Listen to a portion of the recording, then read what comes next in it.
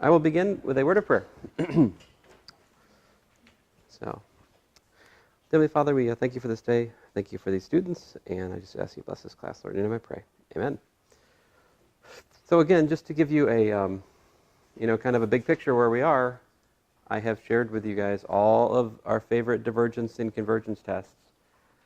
The only thing I haven't really told you content-wise is that we could test for the, we could combine the absolute convergence with the ratio and root tests.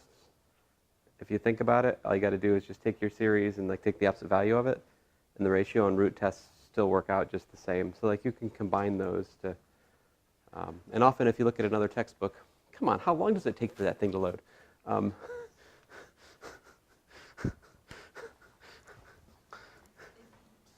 Do I have to reopen it?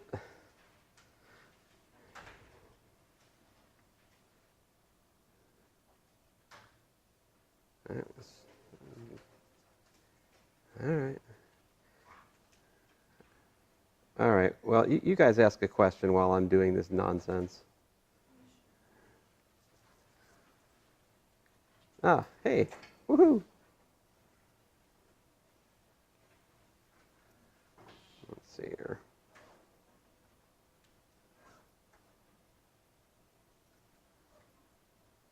What's the magic number in here?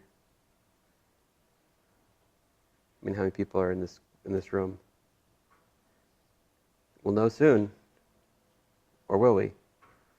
What's the upper bound for this increasing sequence? Oh, I'm sorry. Is it too soon? Let's see here. There's 18. Well, there's at least 17. Or someone's texted a friend, which would be hilarious. But anyway. 18.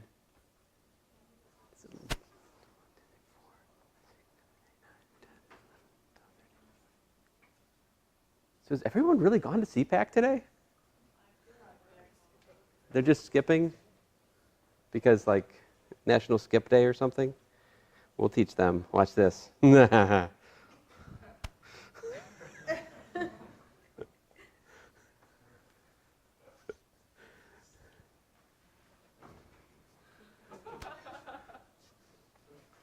while we're doing this nonsense, do you guys have a question about a particular homework question? Which one?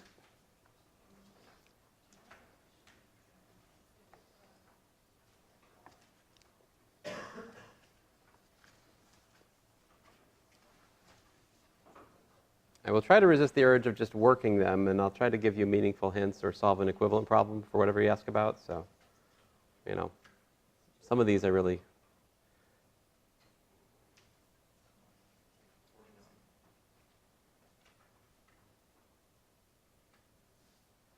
Who's the slacker in here?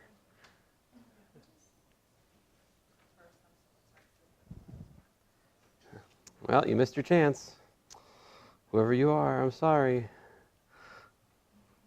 Maybe the next one, though.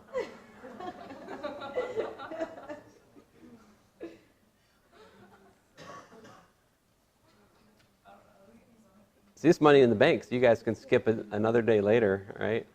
And you don't need to worry about you really don't have to worry about your percentage at all. Attendance is its own reward in here. It's much more important that you invest time doing the homework, honestly speaking. So what do you guys want to ask me about? What, 49? Ah, okay. Problem 49 is a probability distribution question. So the problem has f of x equals to k e to the what?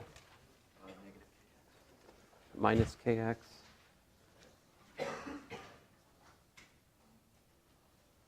Ooh, huh.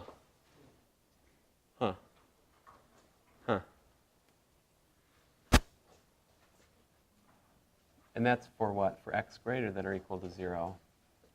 And I also tell you that f of x is equal to 0 for x less than or equal to 0. Now, in other words, this is a case-wise defined function, right?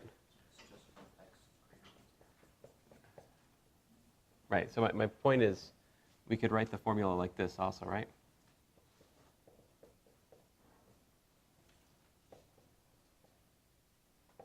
Well, less than 0.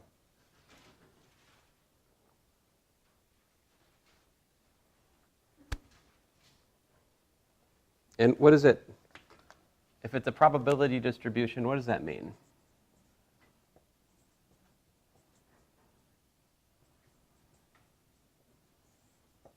By definition, the integral from minus infinity to infinity of f of x dx is equal to 1, right?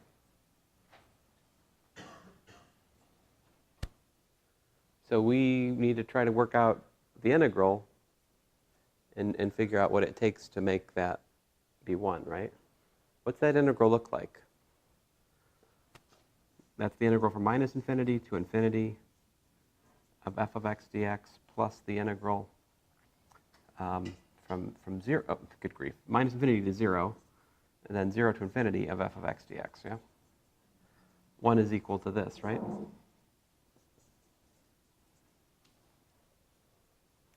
But by definition, this function is what?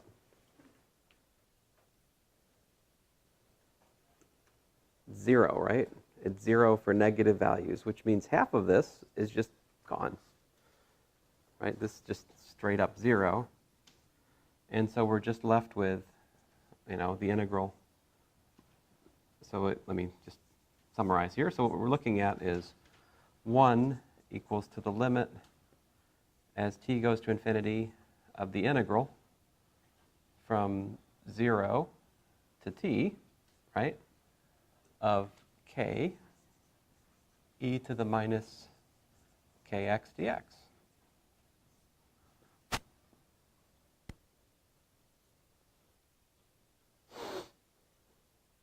So you just need to work that out and see what that makes k equal to. You guys know how to do that integral? Here. Instead of doing k, I'll do it for like 3.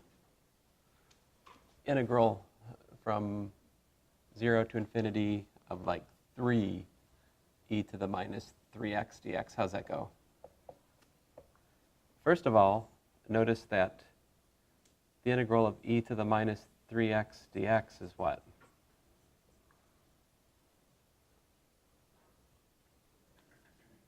So here's my u, my dv. So I've got what?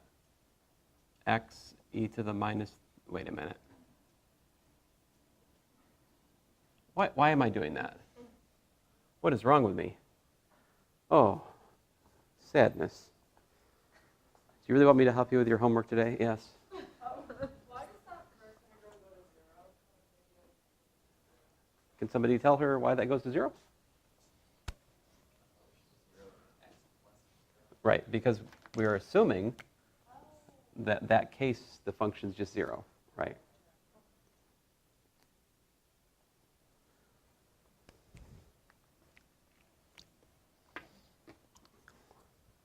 So, yeah, what is wrong with me? I shouldn't need a question mark here. I should like straight compute this thing, right? Limit as t goes to infinity, yeah, of, minus e to the minus 3x evaluated from 0 to t, yeah? I mean, because the integral of 3e to the minus 3x is minus e to the minus 3x, because if you differentiate what I wrote, you get back to the integrand, right? I don't need integration by parts. I just need educated guessing, which does assume I'm awake, which maybe is too much. Anyway, lo and behold, limit as t goes to infinity of minus e to the minus 3t, plus 1. So that equals to 1. What? Whoa.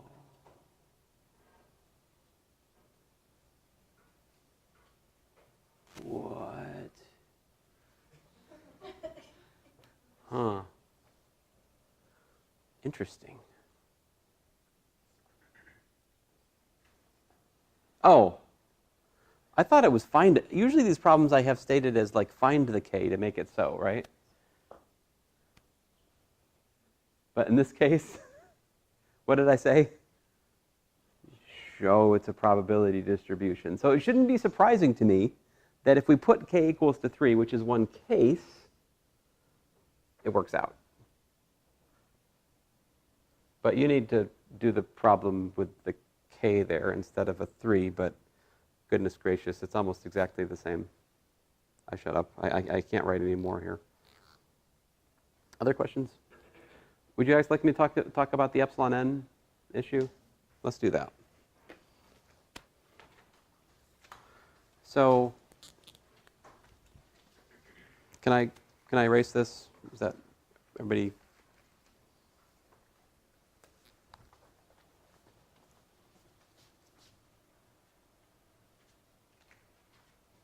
There we go.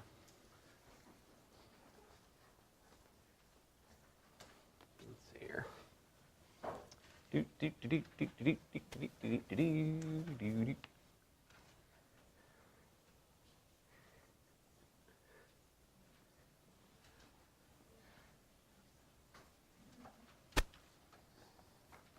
All right, so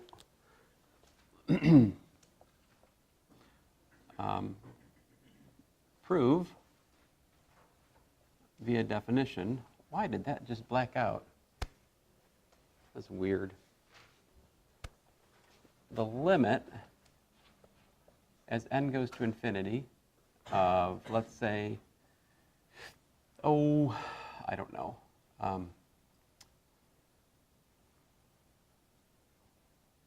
Let's say something like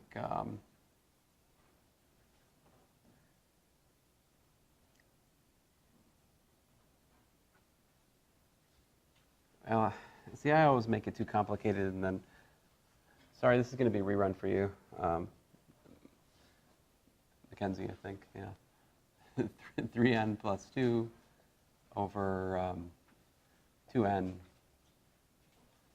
plus 4. What should that limit to?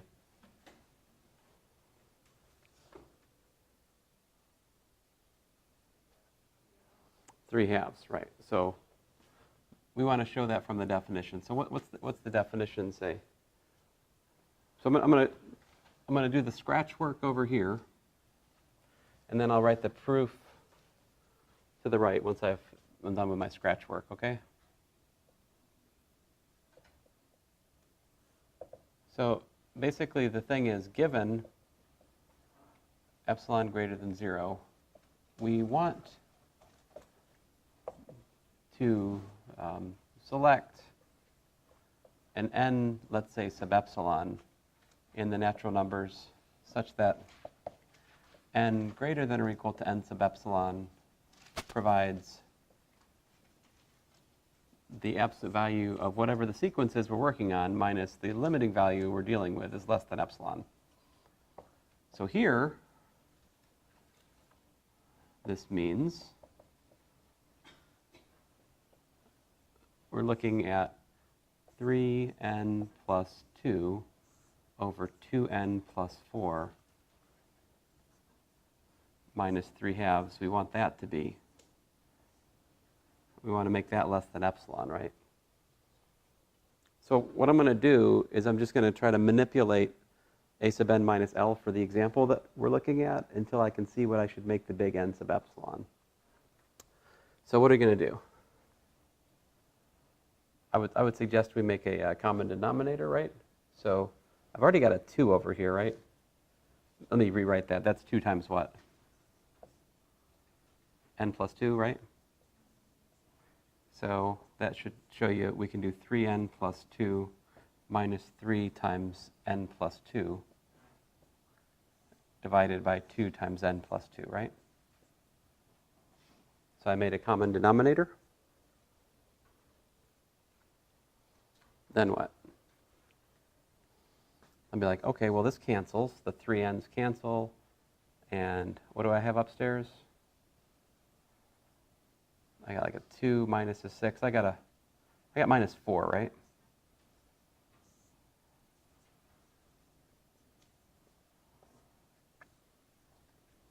But we're dealing with absolute value, so we can simplify this, right? This is really just equal to what?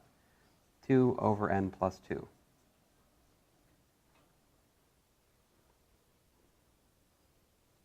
And I think that, I mean, if we can get rid of the n plus 2, it will make it easier to think about. Can we think about anything that we can make that's larger than this, that doesn't have the plus 2 in the denominator? Because it'll make it easier to think about. How about 2 over n? Would you agree?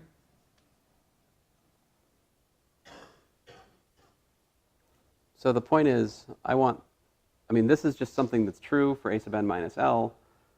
I want this to be less than epsilon, right? So that suggests to me what I'm looking for is 2 over epsilon to be less than n, right? So this, once I get to this, I'm like, oh, okay, so I want my n to be greater than 2 over epsilon, right? I mean, just to write it the other way around. This is the kind of condition I want, right? So that now I have enough insight to write the proof. Let me write the proof. So this is preparing for the solution. Here's the actual solution. Proof. Let epsilon be greater than 0 and choose n in the natural numbers which is larger than 2 over epsilon. All right? Suppose that n is greater than or equal to big N.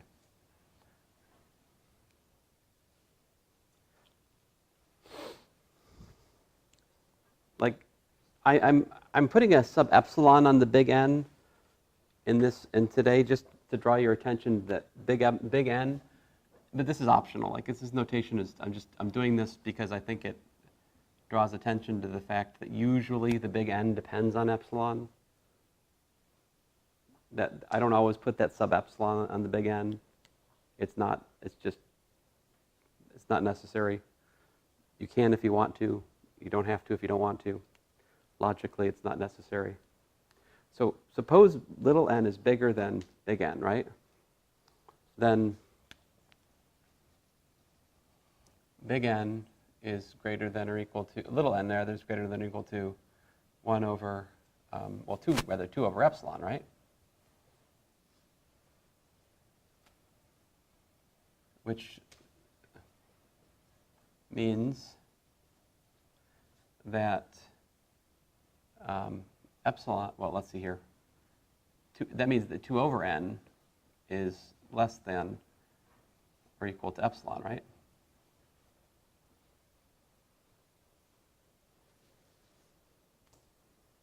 Agree? Okay. I'm just saying that for future reference, okay?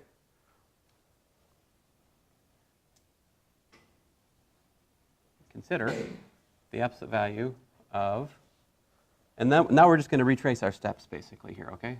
3n plus 2 over 2 times n plus, what was it, 2n plus 4 minus 3 halves is equal to, so, again, retrace the steps here. That's 3n plus 2 minus 3 times n plus 2 divided by 2 times n plus 2 by algebra, which is equal to minus 4 over 2 times n plus 2,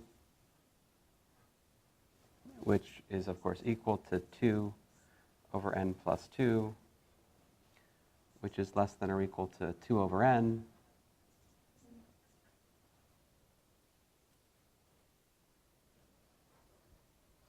Which, by our construction, yep.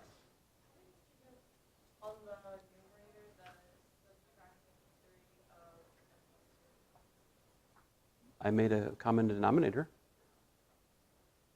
There's a 3 here to start with, and like a missing n plus 2. So I multiply this by n plus 2 over n plus 2.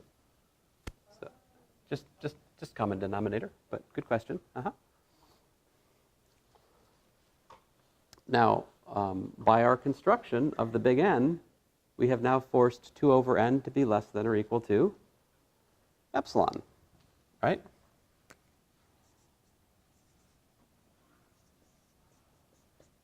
I'll call this thing up here star for the sake of reference, okay?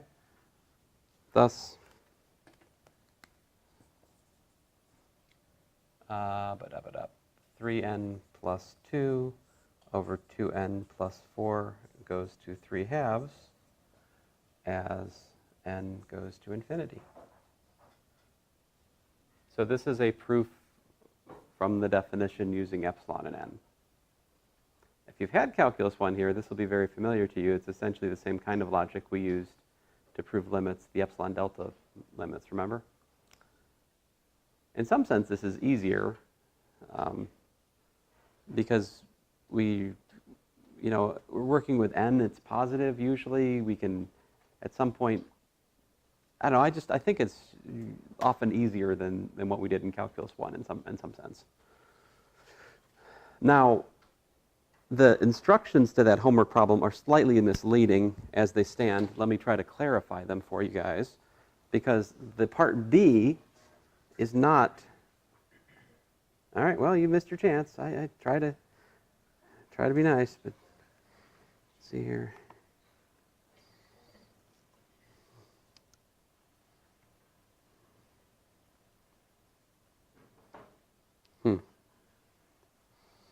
So, part B here, prove E sub n, prove E sub n goes to infinity as n goes to infinity. This is not an epsilon n argument. This is more like a argument. And you should what I mean by that. So here's the definition. The limit as n goes to infinity of a sub n, all right, equals to infinity if for any big M greater than 0, there exists a big N in the natural numbers such that n greater than or equal to the big N implies that a sub n is greater than or equal to m. Let me put it into words.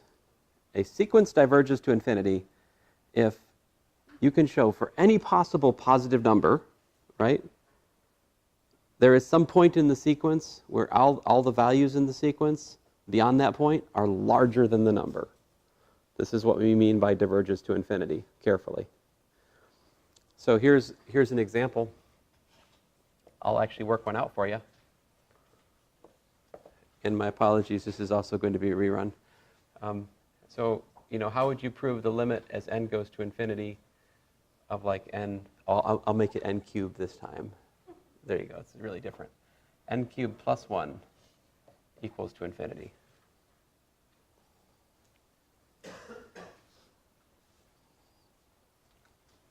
All right, so I'll do my scratch work. So I'm trying to make n cubed plus 1 greater than m. So what's that mean? That means n cubed is greater than m minus 1, yeah?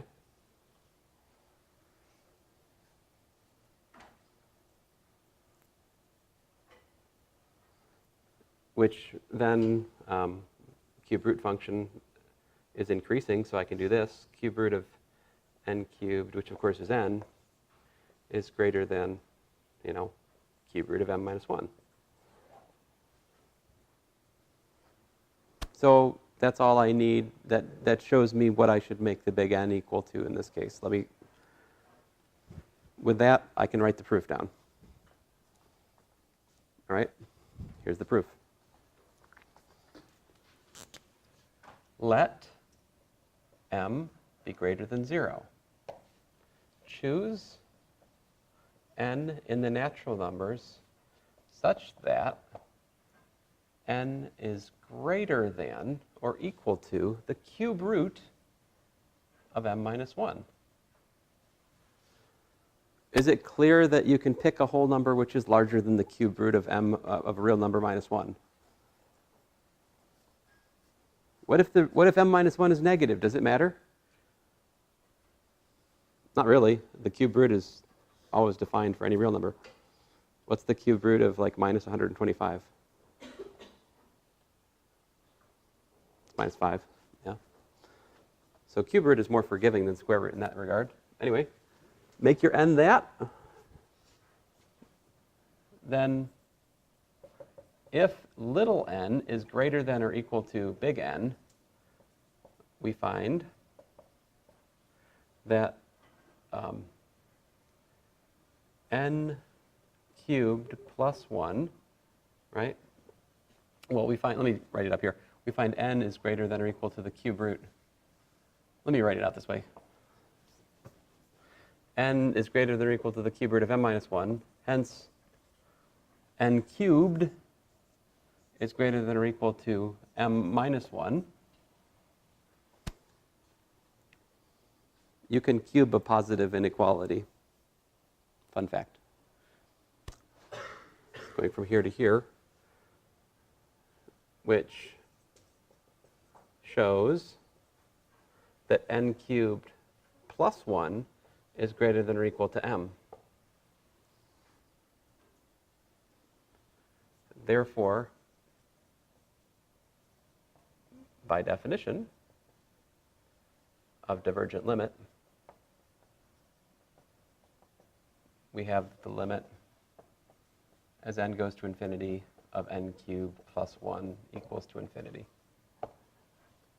That's the kind of argument which is needed for part B here. It's not an epsilon n argument. It's an n argument, but you're trying to show that e to the n increases without bound. Yeah. Why do you use n instead of epsilon? Because m is big. I don't know. I think of epsilon as being small, is all. The series is known to, or if it says in the series that it diverges, then you would use n, but if it converges, you use epsilon. No, there's no series here. This is a question about sequences, but yeah. So, just since you guys are here and so well behaved, and well, 17 of you are well behaved. Let's see here. I try to give you nice things, but let's see here. So, you in this problem would be trying to do what? You're trying to you're trying to make e to the n greater than m, right? So what condition do you want on little n? What'd you say? Take the natural log, right? Can we take the natural log of an inequality? When can we take a function of an inequality? When does that make sense to take a function of an inequality? Here, try this. Pi over 3 is greater than pi over 6. So cosine of pi over 3 is greater than cosine of pi over 6 is absolute garbage. Because it's just not true. Cosine of pi over 3 is what? It's a half, right? Cosine of pi over 6 is square root of 3 over 2. So why could I not take the cosine of that inequality? What can you tell about cosine? What's cosine look like? Right? So I gave you pi over 3 and pi over 6 to look at because I know that's where cosine's decreasing. If you take a decreasing function on an inequality, it reverses the inequality. But if we have an increasing function and we evaluate an inequality at an increasing function, it maintains it. And that's why what you guys told me about log is good. Because is log increasing? Yes, the natural log of x has derivative 1 over x, which where it's defined is always positive, right? So yeah, I can take the log of both sides of this inequality. Absolutely, can do. And that's pretty awesome because it suggests that you want n to be greater than that. So what should you make your big N for part B?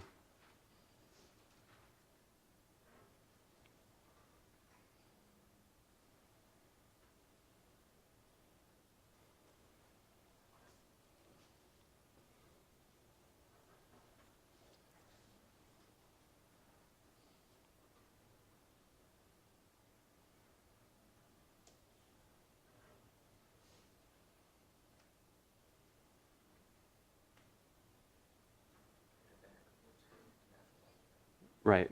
Pick a whole number which is greater than or equal to the natural log of big M. If you do that, then you'll be able to prove that e to the n is greater than m. The thing is, we have to make the argument for arbitrary positive m, right? It's not enough to pick it for like one choice of m. We have to make an argument which works for arbitrary m, like I did here. Yeah? Anyway, that's how you do those ones. Other questions? 61. Now, if you haven't had Calculus 1 here, it's probably not making sense to you as much because you haven't had the joy of the epsilon delta proofs there. Now, I should say, this is obviously a higher standard of proof than I typically expect in here, right? Like if I just say calculate the limit of a sequence, am I expecting epsilon n arguments? No, categorically no. So if I want an epsilon n type argument for the limit of a sequence, I will tell you explicitly, provide an epsilon n argument to prove the limit of the sequence is whatever it is, or to prove the sequence diverges, right? Otherwise, you fall back on what you learned in Calculus 1 about infinite limits, L'Hopital's rule, all that fun stuff, or just basic,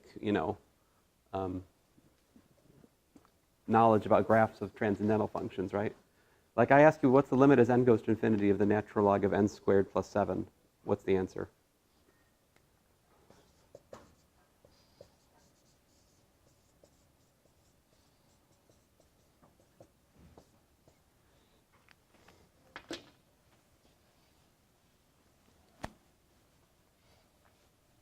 What's the answer?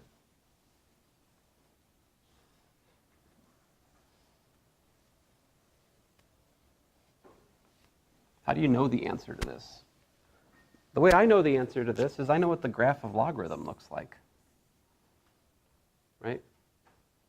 So if that's basically y equals the natural log of x, and if I feed x equals to n squared plus 7 into that thing, as n goes to infinity, x gets huge, and so does the log. So I know from basic graphing and mathematical common sense that that's infinity. I don't actually, of course, need to do an epsilon m. I don't know what they call this stupid thing. The part B type argument, right? So don't misunderstand what I'm saying. I'm not saying you always have to do these proof arguments. This is a special, if I want you to do it, I'm going to be very explicit about it. Because it takes a lot more effort to really prove these things in detail, right? But we do want you to understand the nuts and the bolts of what's going on here, and there it is, So what was the question? Oh, 61. Okay, so let's see here.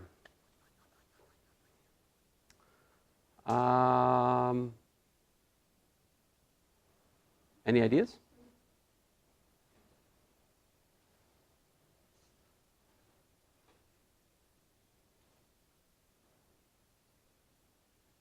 Combo starts at 10?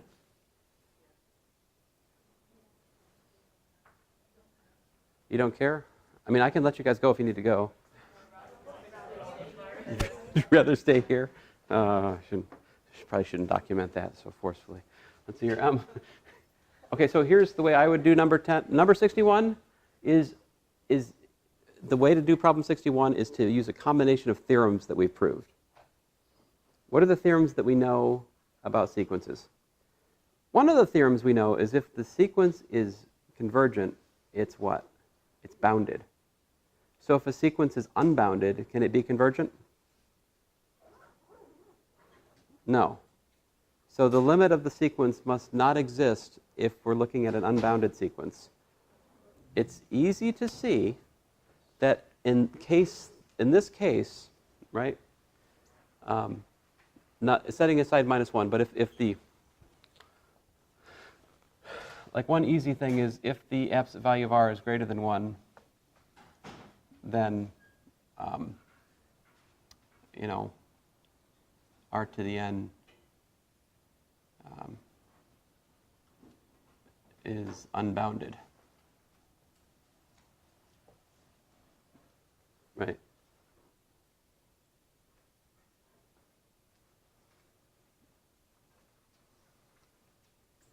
I mean, if you want, we can prove it, right? I mean, you pick, how would we prove that?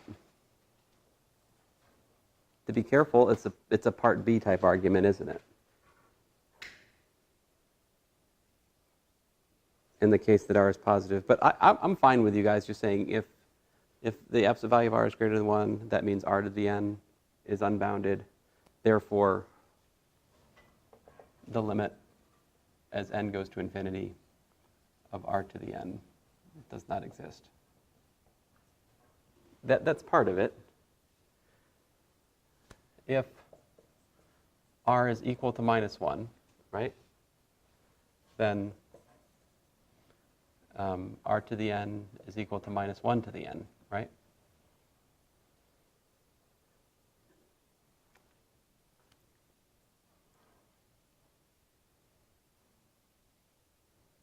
What happens with minus 1 to the n as n goes to infinity?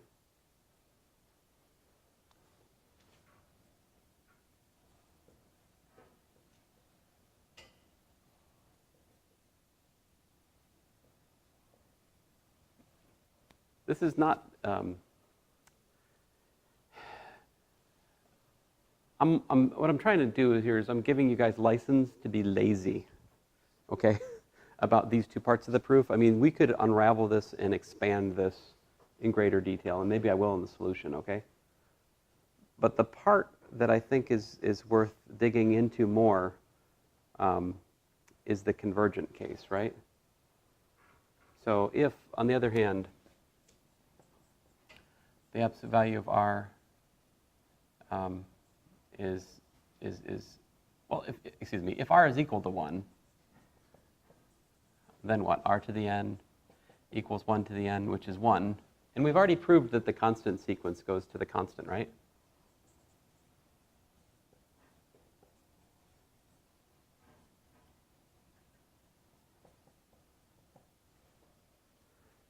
Okay, so finally, if the absolute value of R is less than 1, then I think a nice way to prove that the limit exists is by the bounded monotonic sequence theorem.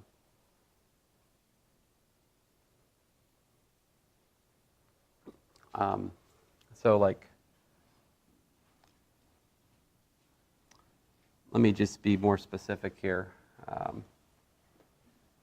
Let's suppose 0 is less than R is less than 1, in that case, okay? If 0 is less than R is less than 1, then can you, think about this. A sub n equals R to the n is bounded, right? Since 0 is less than R to the n is less than 1, right?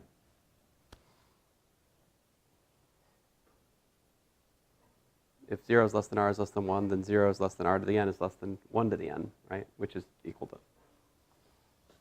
What am I doing there? I'm using the fact that the nth power function is increasing, so it preserves the inequality. And then what? So it's bounded. Is it decreasing?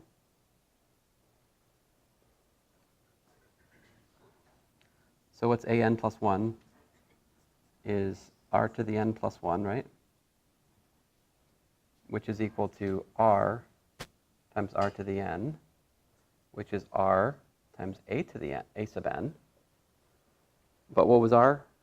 R is less than 1 and greater than 0, right? So this is less than A sub n. So what's that show? That shows that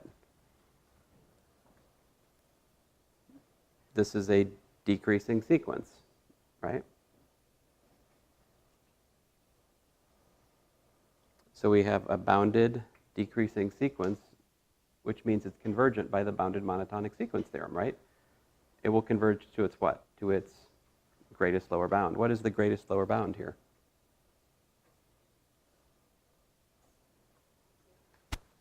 Right. Thus, the limit as n goes to infinity of a sub n is the greatest lower bound of the range, which is, as you guys pointed out, 0.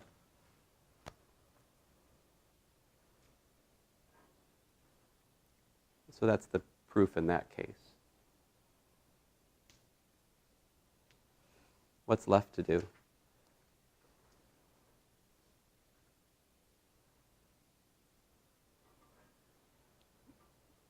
Let me draw a picture. Here's R. So I started out by throwing out these guys.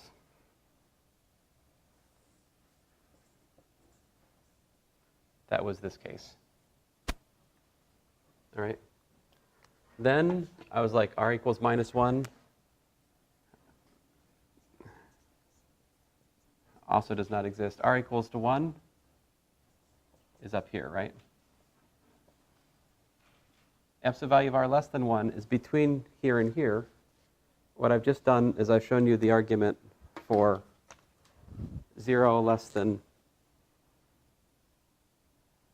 like right in here, right? So what's left to do?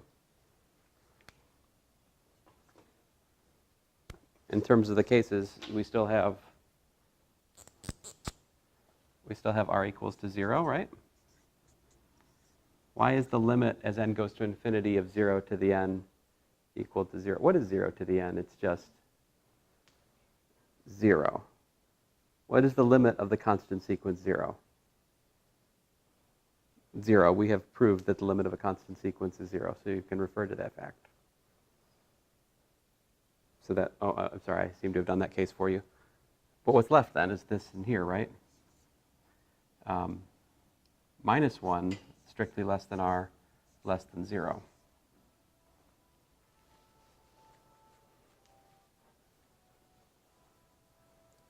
So the claim, right, is that this also goes to 0 as n goes to infinity. Any ideas about how to prove that? The last green case?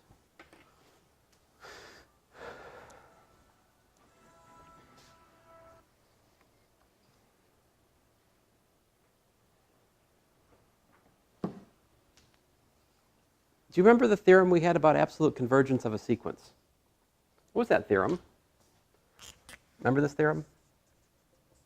If the limit as n goes to infinity of the absolute value of a sub n is equal to 0, then the limit as n goes to infinity of a sub n is equal to 0.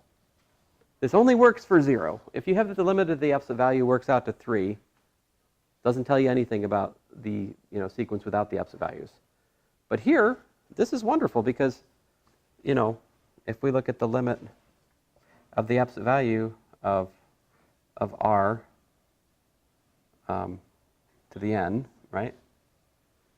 That's equal to the limit of minus R to the n. In the green case, why is that?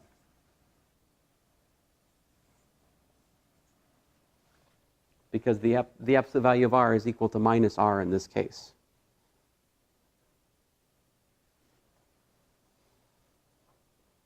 But what can you say about minus R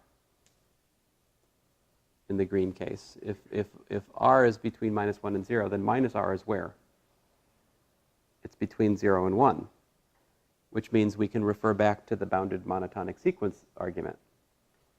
We've already, in other words, we're back to the case we already proved, so we already know that that goes to 0, so the absolute value of the green case goes to 0. Consequently, that proves that the limit is R to the n.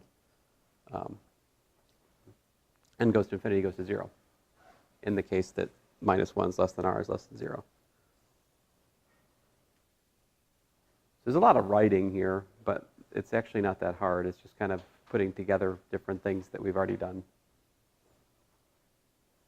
Now, do I want you to go through that if you have the limit of 1/2 to the n? Like you're like, oh, limit of 1/2 to the n, so 1/2 to the n is a decreasing sequence which is bounded. Therefore, by the bounded monotonic sequence theorem, it converges to its greatest lower bound, which happens to be 0. No, I don't want you to say that. I just want you to say that the limit of 1 over 2 to the n is equal to 0 in the context of a bigger problem. Here, we're just diving into the substructure of why that limit is what it is. And I'm also trying to draw your attention to the fact that this is a known limit that we need to know. Like half of the point of this problem is just to drive home, this is a known limit. Don't be confused by this when you get to it. This is what happens categorically in all the different cases which can confront you. Yeah? All right, well, that's it. I'm sorry I seem to have gone over. But I started 2 minutes late, so, making up for it. Sorry we didn't top hat more. Maybe next time. You already stopped me?